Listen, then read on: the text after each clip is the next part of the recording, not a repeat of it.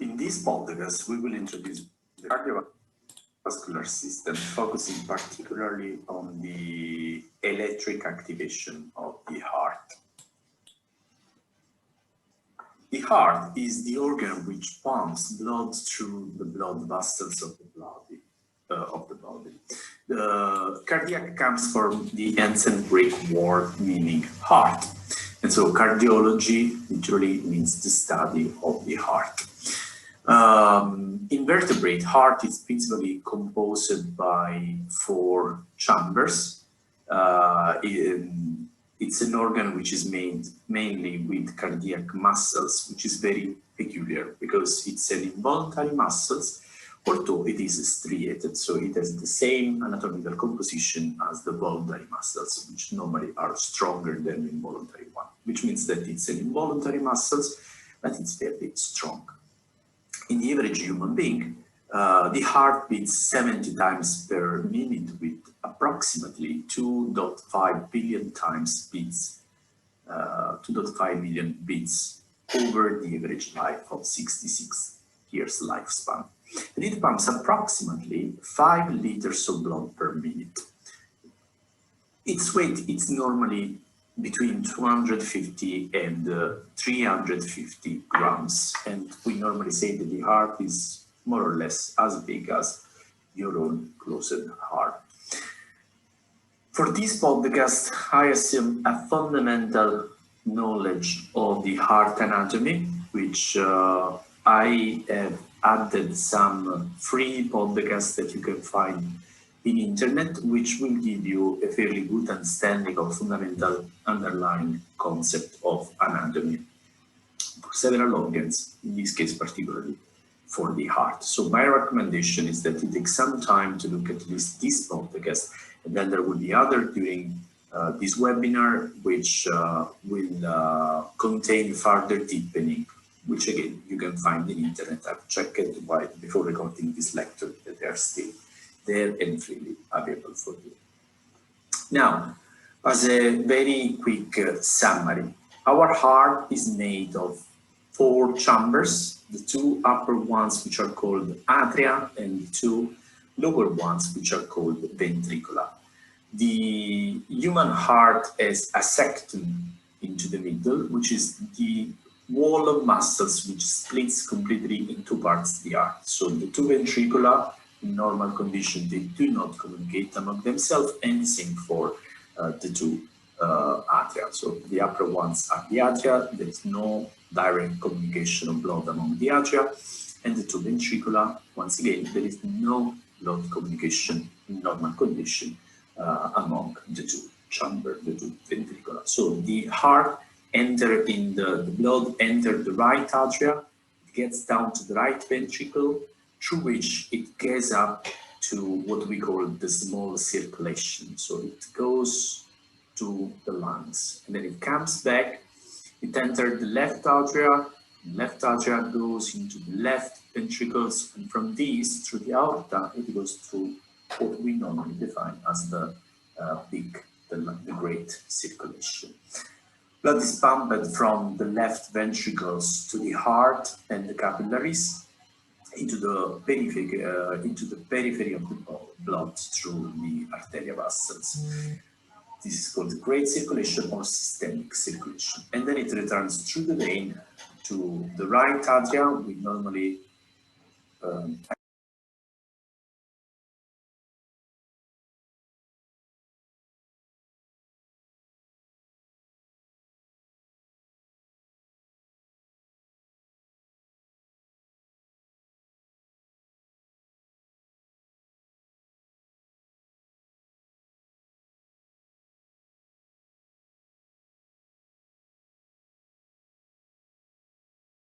atria, and then again pumping the blood to the ventricle. But we will come back on this in detail in a few slides. We define the cardiac output as the amount of blood that the heart is capable to pump, and it is calculated as the heart rate in 1 minute. Therefore, in this slide I put about 70 beats per minute, times the amount of blood that the heart is capable to pump out for each contraction, which is about 0.08 liters. Therefore, in 1 minute, and that's what defines the cardiac output, we assume the average man to be able to pump something like 5.6 liters per minute. And now, if this is the amount of blood, this is the cardiac output over a minute when you are in resting condition, it's 70 beats per minute. You can understand that if I go from 70 beats to something like 140 beats, then the cardiac output can be doubled. No, that's the way in which the heart reacts if I start running, and there is a need for more blood towards the systemic circulation. So I increase the heartbeat. Because of that, I can double or even more my cardiac output for brief periods, obviously. Now, let's dig down into the electrical activity which controls the heart contraction. We will see in this animation that all starts from a very specific point of the atria that we call the sinoatrial node. And then the stimulus propagates through the walls, the muscles of the atria, and it arrives to the so-called valve plane. So those are the two chambers, atria, that I was mentioning before, and those are the two ventricula that I was mentioning before. For the heart is made of 4 chambers, 2 atria and 2 ventricula. There is no direct blood communication among the atria, nor among the ventricula, but each atria pumps blood to its own ventricula. And from the ventricular, the blood is pumped out through those veins, actually, yes. And then among the atria and ventricula, we have the so-called plane of valves. In fact, all the valves, those dividing atria from ventricula and those dividing ventricula from the arteria, are placed more or less on this plane. So the contraction, the electrical activity triggering the contraction started from the sinoatrial node, which is a pool, a node of cells which are highly specialized and electrically speaking behave more like neuron cells than as muscle cells. Once again, in those podcasts, you will find definitions of electric activity of neural cells and muscle cells, which they are slightly. And then it propagates through the muscles cells through both atria. When the stimulus arrives to the valve plane, it cannot propagate because the valve plane is not highly conductive. There is only one point which is conductive, which is the so-called atrioventricular node, which, as well as the sinoatrial node, is made of specialized cells which can be highly conductive, and as the atrioventricular one and as the sinoatrial one, they have a peculiar property, which means that they can self-excite themselves. So even without getting any external stimulus, they will contract, they will trigger the contraction. And then once the stimulus, therefore, is started from the air, propagated through the atria muscles, arrived to the plant, there is only one point which can read the stimulus as if it was an antenna. This means that the stimulus enters the atrioventricular nodes, and this passes through those represented as yellow channels, which we call the atrioventricular bundles. It arrives through the interventricular septum to 2 branches that we call the right and left bundle branches, through which they arrive to the apical part of the ventricula, entering the so-called Purkinje fibers, which are innervations of the ventricular muscles. And through there, they are released to the wall of the ventricular. And in this animation, you see now the contraction, the systole of the atria, which triggers the systole of the ventricular. So the heartbeat is actually made of different phases, you will see this in a second, but we can now identify already 3 different phases. Atria contraction, also known as atrial systole, after a while ventricular contraction, also known as ventricular systole, and those 2 together are known as heart systole. So atrial, ventricular, and then relaxation, starting from the atrium and then the ventricular. But I will come back on this concept once again, let me repeat with another animation how the contraction propagates through the heart. And in these slides, you will find the description associated with the animation. So the contraction starts in sinoatrial nodes in the right atria. Remember, this is as if I'm looking specularly, well, not specularly, but to a man which is facing to me. Therefore, this would be the right side of his heart, and this would be the left side.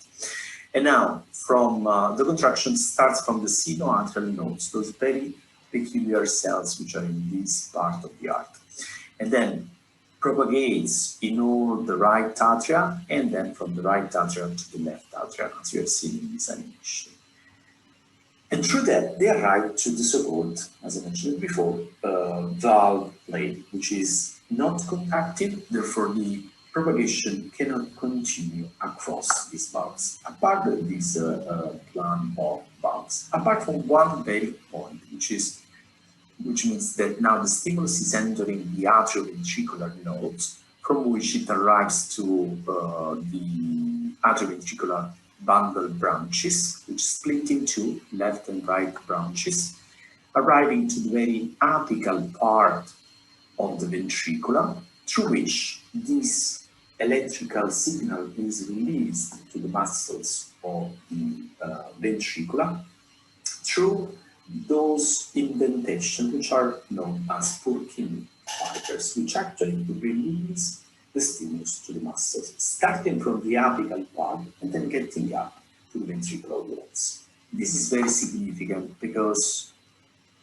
this is the end of the animation, but this is very significant because this synchronism is crucial in order to maintain the heart in functioning, as we will mention in a while. But we have seen now that everything starts from this sinoatrial node, propagates the signal through the atria muscles, and now that the electric signal is arrived over there, the atria will contract. While the atria are contracting, the signal enter the atrioventricular node, and through those bundles arrive to the apical part of the ventriculum, which are therefore the first contracted, and then the contraction propagates together with the electric signal towards the upper part of the ventricle. Therefore, the contraction from the upper part of the atria towards the bottom part of the atria, and then from the apical part, the bottom part of the ventriculum, towards the apical part,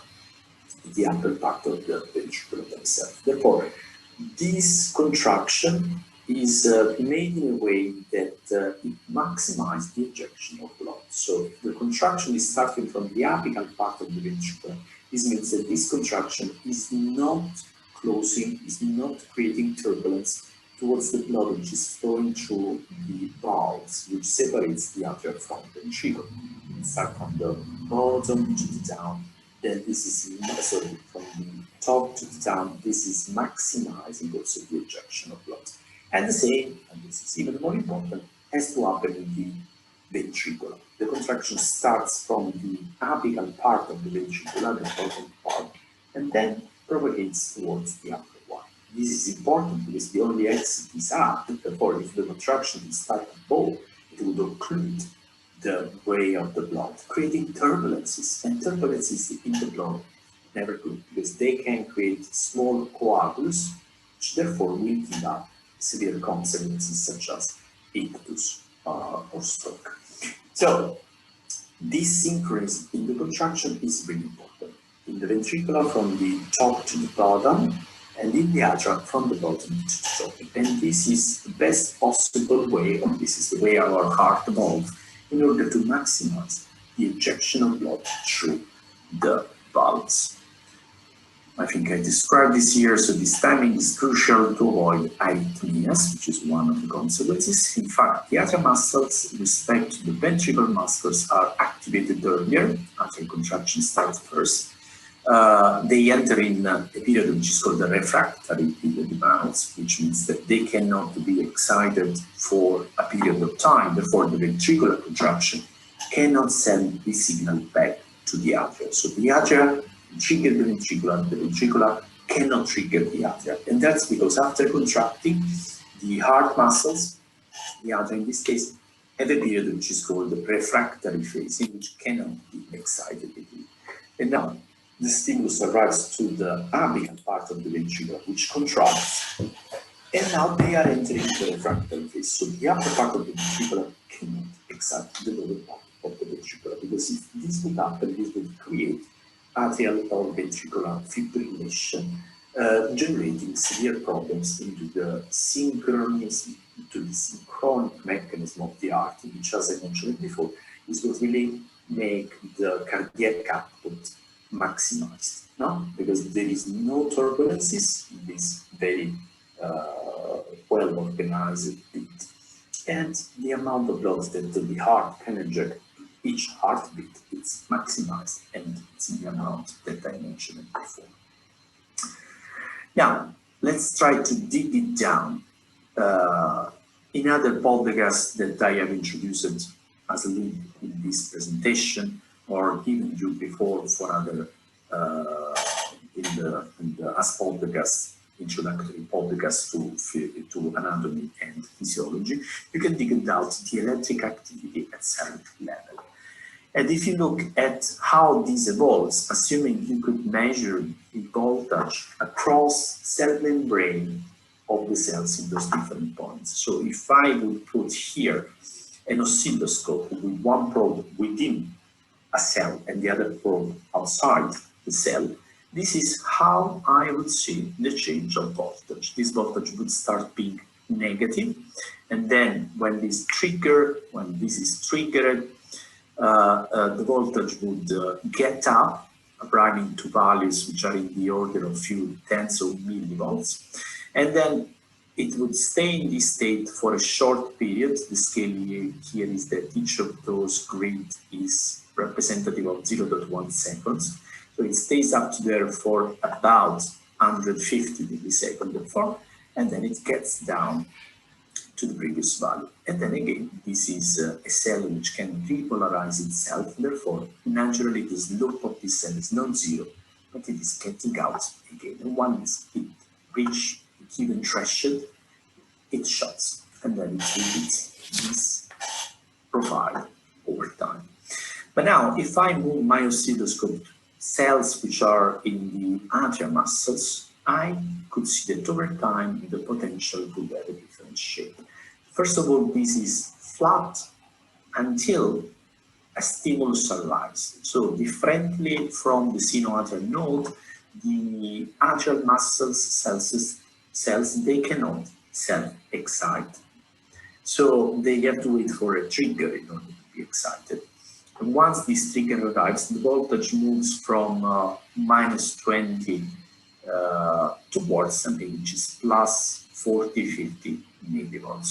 And then we start observing here a plateau, which was not present over there. So the voltage will stay in this value for a while. In the atria, it's about something like 100 millivolts. It stays there, and then it gets down. And this is when we are in the refractory phase, because the cell is depolarized and cannot depolarize more. This plateau is crucial because this means that this potential lasts longer than one we have seen in the sinoatrial node, allowing the sinoatrial node to repolarize before the atrial muscles have repolarized themselves. And that's what really triggered this synchronism. The fact that the sinoatrial nodes are the first to get contracted, but also the first, to get excited, but also the first to get back to the original value of voltage, while the muscles of the atria have this plateau. And now if you get down in this diagram, we observe that this plateau is growing as far as we get down into the heart, with one exception, which are the atrioventricular nodes. The atrioventricular nodes, they have a behavior which is similar from the electric point of view to the sinoatrial nodes. It's just that this is larger. Why it is like that? Because the atrioventricular nodes can also self-excite themselves, but they are much slower than the sinoatrial nodes. And this is a mechanism of the heart in order to protect from blockages. So in case the sinoatrial node does not depolarize, does not give the pace to the heart, there is a spontaneous depolarization from the atrioventricular nodes, which is much slower, in the order of 50 heartbeats per minute, but it's still enough in order to keep a human being alive, probably unconscious, but alive. So this is a double engine, double trigger, a double pacemaker, which is a security mechanism in order to ensure that even if the first one fails, the second one can still trigger the heart. But it has to be slower, in order to give the sinoatrial node the time to do its own job and trigger the atrioventricular node and the other cells. And then from the atrioventricular node, the stimulus gets down to the ventricular endocardium, where it is released to the muscles. Those are muscles, therefore they have the plateau. And in this case, the plateau is larger than the one we have seen in the atrial muscles, in the atrial myocardium. And the fact that there is a plateau, and this plateau is larger towards the base of the heart, this is what really guarantees that, minimize the number of arrhythmia within the heart. I think I have also an animation here, so everything starts from the sinoatrial nodes, then it propagates to both atrial chambers, it arrives to the valve plane, which is not conductive, apart from the atrioventricular node, which acts as a sort of antenna. And now from the atrial muscles, this is the way it behaves electrically, each and every cell. There is a plateau. Because of this plateau, there is no propagation backward, no? And now this propagation arrives to the atrioventricular node, which is commented below. As you can see, there is a tendency to get up without anything, which you don't see in the muscles of the heart. So the muscles, they cannot self-repolarize. The cells of both atria and the bundles, it can, but much slower, waiting for the above one to trigger themselves. If this trigger doesn't arrive, they give the pace to the heart. And so getting down, you see in the diagram that we discussed before, till we arrive to the very tip of the heart, the Pecchia fibers, where the stimulus is released to the muscles, which behave like that. So they are an exciting moment, then there is a plateau, and then there is a repolarization. Let's go back on a very schematic representation of the heart. Right atria, left atria, the sinoatrial nodes, atrioventricular nodes, and the bundles terminating in the Pecchia bundles. Right atria, right ventricular, left atria, left ventricular.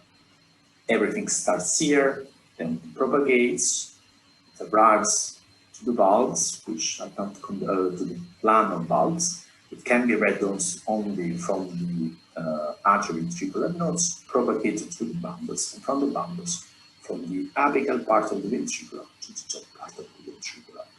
If I put again the ECG over there, then from this animation you should understand that the stimulus propagation from the right, from the sinoatrial nodes to the valves through the atria is actually what gives us this being wave, because this propagation is simultaneously triggering the atria contraction. And then the stimulus get down, there is a contraction of the ventricular, which is what gives us the Dual-Bress complex. Then again, the repolarization of the ventricular is what really gives us the deep wave. This diagram is really important, and this we have to pay particular attention. This is reporting the pressure in a millimeter of mercury over times scaled in terms of hundreds of milliseconds for each square. And there are three values over there. The left atrium blood pressure, the left ventricular and red blood pressure, and the blood pressure to measure into the aorta. Now, if we start from down here, we see that the left atrium blood pressure is higher than one in the left ventricle. This means that we are in the atria systole stage. So the contraction of the atria, that's when the blood pressure into the atria reaches its maximum. which, by the way, it's comparable with the blood pressure you could measure in the local circulation of blood, peripheral circulation of blood, which is in the order of 20-25 millimeters of mercury. But at some point, the systole is completed. Systole means that the atrial contraction is completely filling the ventricular with blood. And now that the ventricular is completely filled with blood, there is an increase of blood pressure within the ventriculum, which in fact, in this point, overcomes the value of the atrium. And if the left ventricle blood pressure increased the one of the left atrium, this means also that the valves separating the atrium from the ventricle is now closed, because what really activate, close and open the heart valves is actually the difference of pressure from one chamber to the other. They're not active valves, they are passive valves. So while the atria is in systole, which means the blood pressure is higher than the one in the ventricle, the valves conducting blood from the atria to the ventricle, also called atrioventricular valve, remains open. And now there is a moment in which this valve is closed, but also the valve which links the ventricular to the atria, the so-called aortic valve, to the aorta, which is the main pulse cells getting out from the left ventricle, which brings the blood to the systemic circulation. This is also closer. So in this moment, both valves are closer, the ventricle is completely isolated, and the contraction is started. So the blood cannot go anywhere else. The blood is a fluid, therefore it is not compressible. Therefore, there is only one thing which will happen. Blood pressure is increasing. And the more it increases, the more the contraction insists, the blood pressure is increasing, and it arrives to the point in which it overcomes the blood pressure into the aorta.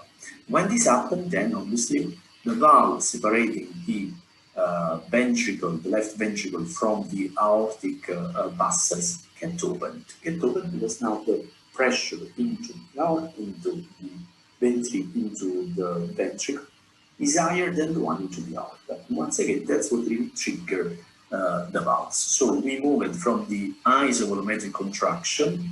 So here I don't have change in volume because the fluid cannot be compressed. Ideally, there is a small compression because the blood contains gases, but as a fluid, you cannot compress any fluid. So through a contraction, the reaction the fluid may have is to increase the pressure. When this pressure overcomes the one into the aorta, it's starting the so-called ventricular ejection. So we are ejecting. It's starting the so-called ventricular ejection. So we are ejecting blood into the systemic circulation through the aorta. And this will keep going. Is actually a fast ejection, which is when the blood pressure arrives to the maximum, and then a slow ejection, which is from this part of the diagram when the blood pressure is getting down, but still we have the value of pressure in the left ventricle, which is higher than the one we may measure in the aorta. This will at some point change, because once this value gets below 110 millimeters of mercury. Now this is another crucial point, because the aortic valve closes again. So we are here, and now the contraction, the systole of the ventricles is ended, so there is nothing pushing. So there is a drop down in pressure. This is again an isovolumetric drop down, because the ventricle is completely void now and cannot diminish its volume. So this blood pressure gets slightly down, and it will reach again the value of about 20-25 millimeters of mercury, which means now it will get below the blood pressure value into the valve, into the atria. And this is what will trigger again the opening of the atrioventricular valves, which therefore will open, letting the blood flow again from the atria through the ventricle. So atria and ventricular, they start recharging, refilling with blood during the diastole. This is pushed down with the systole from the atria to the ventricular, and the systole of the ventricular will start before the aortic valve is open, which means that there is a stage in which we can only increase the pressure without releasing the blood. But when the blood pressure will overcome the one in the aorta, then this will open the valve and the blood will flow out towards the systemic circulation. This is what we call heart cycles, or the cycle of heart contraction. So there are three things which you need to pay attention to. The electric activity as signal propagation towards the heart, as I commented in the previous slides. This is actually affecting the contraction of the muscles, which therefore are transferring pressure to the blood, which is within the atria or the ventricular or now into the aorta. And this will trigger the opening of the closure of the valve, of the valves that I commented before, two valves. And this will give 6 different phases of the heartbeat, as you can find them in this graphical representation. I think it's from a podcast, which is an open repository on Wikipedia for human physiology, which I find very interesting. At same level, this is peer-reviewed work, so it's as good as many books I could suggest you, but this is over the web, so you can reach it easier. And I also put them again links to animations, cartoons, which explains this mechanism in a very clear manner. So I think using cartoons for explaining physiology is a very good approach, cartoons, animations. Okay, now, because we are engineers, we can represent this mechanism using a Cardinal cycle. So if we represent the volume and the pressure of the left ventricular within the left ventricular during systole and dystole, we can draw a Cardinal cycle. The Cardinal cycle is probably something that you have studied in many other branches of engineering. And let's comment this Cardinal cycle. Let's imagine we start from A. A means that all valves are now closed. All valves means the ventricular has 2 valves, one to filling, the atrioventricular valves, and one for the ejection, which is the ventricular, the atrioventricular valves. We are in the left ventricular. And now, all valves are closed, the contraction has started, we are now in the systole, in the ventricular systole, but blood cannot go anywhere else, because the blood cannot be compressed, or not that much. If there is a small compression, it's due to the gases which are within the blood, for instance, the oxygen, and it goes up till the point B, which is when the aortic valve opens. And because of the previous slide, now you know why it is open. It's the point in which the blood pressure from the ventricular overcomes the value of the blood pressure into the atria. This will trigger the opening of the atrioventricular valves, and therefore the ejection of blood towards, from the ventricular to the atria, towards the aorta, in direction of the systemic circulation. This is the fast ejection, and then the slow ejection, and then we reach the point C. Point C, again, all the valves are closed. All the valves are closed.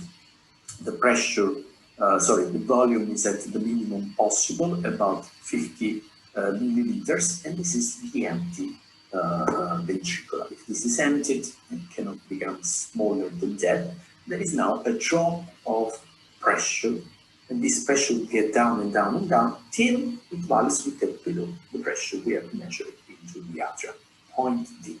If this value gets lower in the ventricular than in the atria, this will trigger the opening of the so-called mitral valve, which is the valve dividing the atria from the ventricular. The left is called the mitral because it has this shape which reminds the mitral hat, which is the one which is which the Pope wears in Rome. So this is another way to represent the cardiac cycles. It is very clear for an engineer because this is using the Cardinal cycle. And now, if you know what it is, the meaning of the Cardinal cycle, you know that the area below the curve BC is giving you actually the work, the work that the heart as a pump offer in order to eject blood, while the area below the curve DA is giving you the work which is required in order to fill again the ventricular. So this is the Cardinal cycle of the ventricular. So the upper curve, the area below the upper curve is giving you the energy and what is proportional, the energy and the work that the ventricular will do. If we measure using a Cardinal cycle, it's the energy released towards the systemic circulation, while the one below is the one required in order to fill again this pump. The difference among those two areas are giving now the efficiency of this pump. And as you can see from this diagram, this is a very efficient pump. Actually, it is about 90% of the water energy, which we transmit from the ventricular to the systemic circulation. Less than 10% is required in order to refill the ventricular. So overall, it's a very efficient machine. And now I think it's really interesting to look at the Cardinal cycle of the ventricular together with the same diagram that I used before, and put this in relation with the different value of the pressure within the atria, ventricular, and aorta. So I mentioned this is over time. At some point, which is when the systole terminates, the blood pressure value within the left ventricular becomes higher than the one into the left atrium. And this is what really triggers the point A, this point. So now the atrioventricular valve is closed, and also the aortic valve is closed. So for about 20 milliseconds, we get both valves closed. If both valves are closed and the ventricular is in systole, is contracting, this means that there is only one thing you can observe in this chamber, which is a sudden increase of pressure, as you see here, between point A and point B. Point B, now the value of blood pressure within the atria is overcoming the one within the aorta, therefore the aortic valve is now opening. And if this opens, we may have the ejection of blood from the valve, from the ventricular to the aorta. There is a fast ejection and a slow ejection, and then we arrive to point C. Point C is when the systole of the ventricle is terminated, the valves are closed, two valves are closed, as you can see from this animation, mainly the aortic valve, because the value of the blood pressure in the ventricular becomes again smaller than the one in the aorta, and the atrioventricular one because it was closed also before, because the value is much higher than 20.5 millimeters of mercury, as you can read from this diagram. Those are now in scale, more or less. And this is when both chambers are in diastole. So it's not correct to talk about systole and diastole for the heart as one, but there are several phases, 6 as I mentioned before, which are all in this diagram. So the systole of the atria will trigger the systole of the ventricular. There will be a switch in volume in pressure from the atria ventricular, and this will trigger the opening or closure of the atrioventricular valves. This will replicate towards the atrium. So this is when we have the systole with fast ejection and slow ejection, and then both chambers are in diastole. And that's where both chambers, there is a first phase in which only the atria can fill because the atrioventricular valves are still closed. And then there is the second part of the diastole when the atrioventricular valve is open, the aortic valve is closed, so there is nothing else which can happen than the atria refilling. And this is the stage D. And this is stage D when the blood pressure gets still down, because now the muscles walls of the ventricular are completely relaxed, they offer no resistance, and so they can refill and open up, they reduce further the blood pressure. And then there is still a phase of refilling in which the pressure is slightly start growing, but slowly. Till, again, we got back, because this is assigned to point A, so now both chambers are closed, the ventricles are contracting, we are in systole, and because we are in systole, the blood pressure rises up again, and the cycle will restart. So this is a very efficient cycle. If you measure the Cardinal cycle, you find a huge gain in terms of energy that we can give to the systemic circulation versus the energy we need in order to trigger, to refill the ventricles. And putting together those two diagrams, you can really understand the triggering due to the electrical activity of the system and diastole, contraction of the muscles, and transmission of pressure to the blood within those two chambers. Now, once this happens, therefore, we are ejecting the blood to the aorta, and from the aorta, this splits into parts, feeding the brain, which is actually using a huge amount of blood, and particularly oxygen in the blood, and then also in all the other systemic circulation. So this is blood, which is moving from the heart toward the organs. Is red in this animation, suggesting that this is full of oxygen. This is coming from the pulmonary circulation. Now, it releases the oxygen to all the organs. It becomes blue, which means pool of oxygen in this animation, and that's also true. If you get drop blood from the aortic circulation, this is very red, and this color is given from the oxygen. If you get blood coming out from the veins, this is less red, more towards the blue. And this is because now there is no anymore oxygen. And now, from these organs, all the blood is collected, and through the vena cava superiore, if it comes from the brain, and vena cava inferiore, if it is coming from the systemic circulation, the blood is back to the atria. From the right atria, moves to the left ventricle, because now the valve are open, and you know now why. And then from the left ventricle, it gets pumped up to the lungs. And through the lungs, it gets refilled of oxygen. And now this become again red in our animation. Go back to the left atrial chamber, where all the cycles will restart again, taking up to about 2.5 minutes of time during our life span. There should be a last animation, if I remember well. This is the same, but much faster now. This is the animation I was mentioning. So the blood arrives through the systemic circulation to the very periphery, where it releases O2 oxygen, get on board CO2, and it changes color. This is true, it changes color. And now, from the other side, it arrives to the lung, and here we have a similar animation, but the mechanism is the opposite one. So the blood arrives to the lungs, where it releases CO2 and accumulates O2, which is binded to the red cells. And now the cycles can restart.